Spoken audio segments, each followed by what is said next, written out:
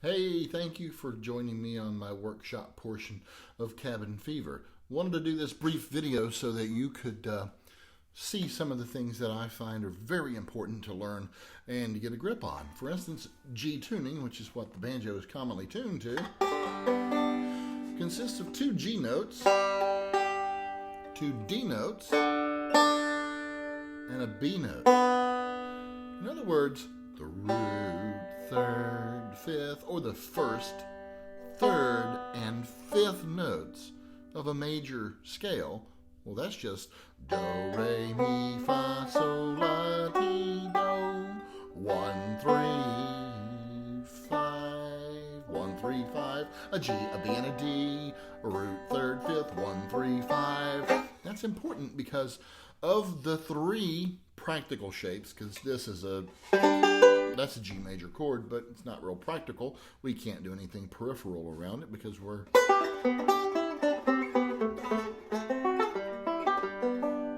can't do any of those neat things.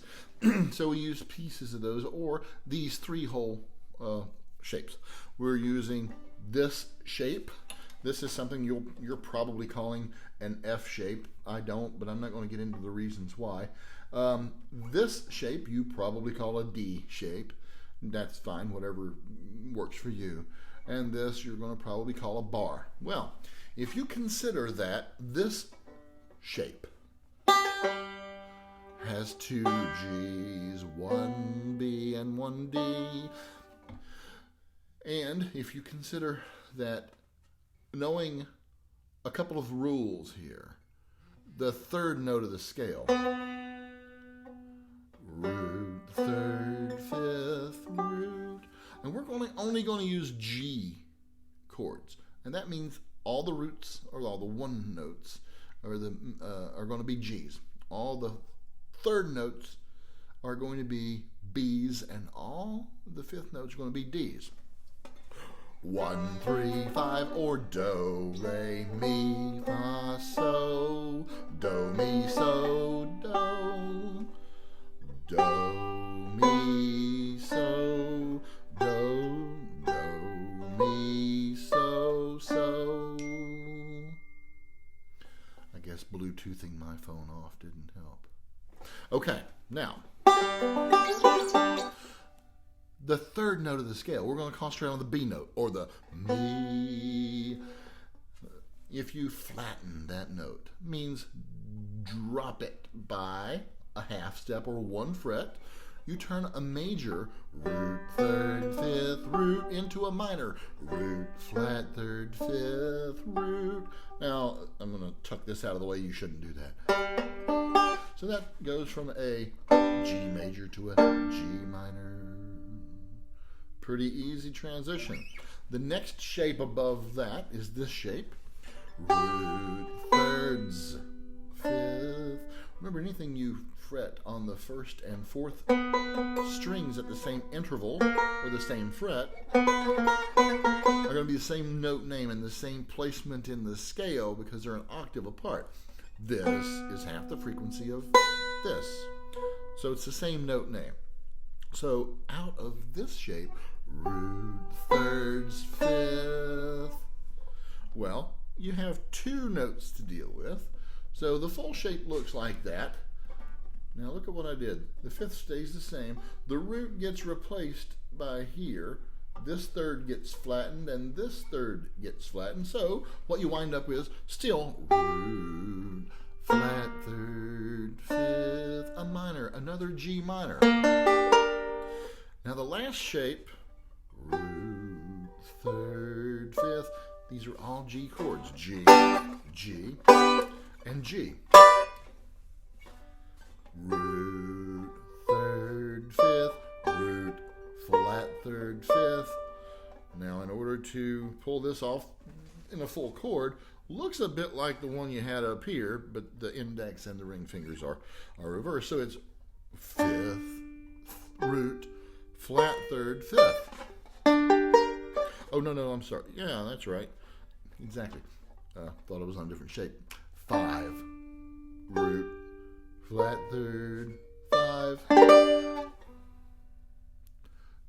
One more. we're going to go back here. A seventh chord, you'll hear leading into things.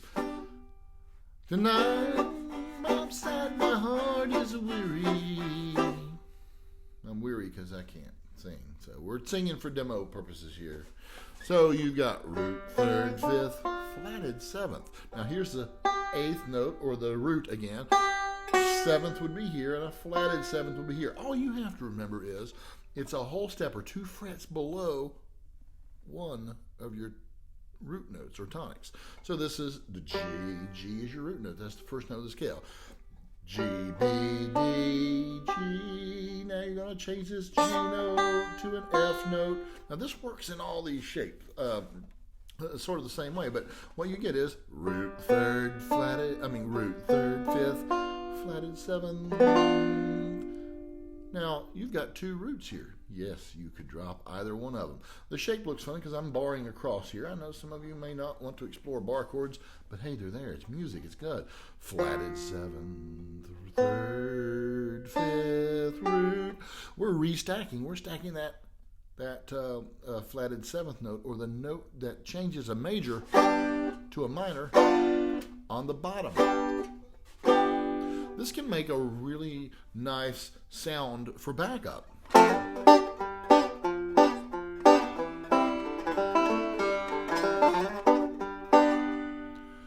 Well, that's the first shape we explored.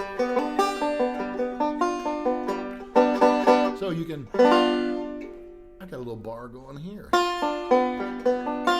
Now, you've got the bottom tonic.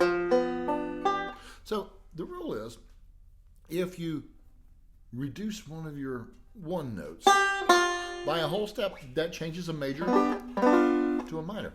Now, something else about the scale. Do, re, mi, fa, sol, la, ti, 7, 8. So it's 1, 2, 3, 4, 5, 6, 7, 8. Knowing where these notes are around these shapes is really important. It'll help you explore the fingerboard without having to guess or without having to consult a silly chord chart. Bad. So, root, third, fifth, flatted seventh, third, fifth, root. There's another approach here, because that same F note can be played up here. Find it. Yeah, you can find these things. So, do, re, mi, fa, sol, la. Flatted 7. That's a half step above your 6th, or 5, 6, flatted 7th instead of going 5, 6, 7. So you can raise that 5th note by a step and a half. This chord now looks like an E, an open E, which is this particular shape, but the nut is taking care of what this index finger. So this E shape, if you will, root, third, flatted 7th, root. There's another way that you can play that 7th note. So there's 3 ways in that shape. Let's go to the next G. So we've got root, thirds, 5th. Yes, here's our root. We can drop that by a whole step. The shape looks a little stretchy. It's a great left-hand exercise. So the rule is you're going to reduce this or diminish it by a whole step or 2 frets. So you're going to lower this G note to an F note. There's a second way in this shape that's easily obtainable. Earl did it a lot up here in Shucking the Corn.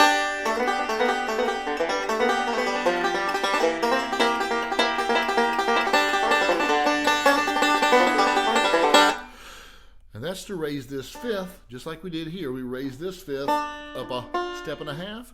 Well, this 5th, root, thirds, 5th, gets raised up a step and a half, or 3 frets, from D, E, F, and then the shape goes around it. So this looks like an open C, except this 5th note that was up here at the 7th fret is now being raised to the 10th fret.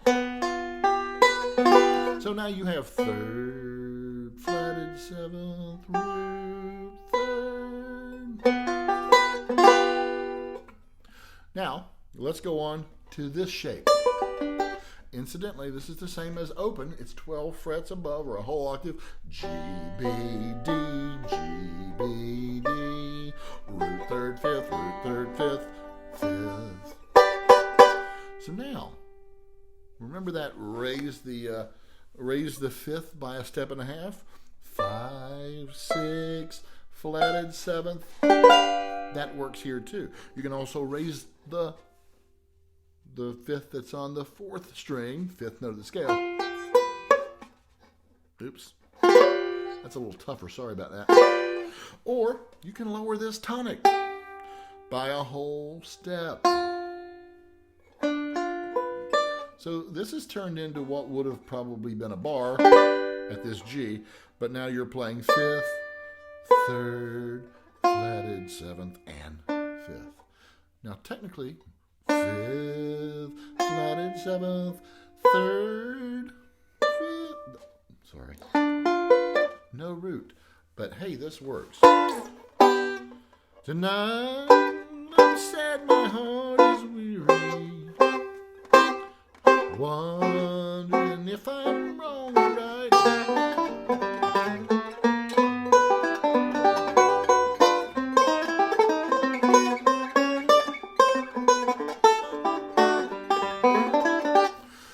Okay, that's it. We've explored majors, minors, and sevenths. Now you can go on to major sevenths, diminished, augmented chords, any kind of chord you want. What's that? A root third 7 9, a 9. Gosh, the possibilities are only limited by the strings, the number of strings that you have, and your musical knowledge. Some people call it theory. My friend Bill Keith, kind of miss him. He said it's fact, and I can prove it. So explore this fingerboard, not as if you needed to look something up on a chord chart. Explore it a smarter way, and you'll never have to rely on a chord chart ever again. I hope you enjoyed this.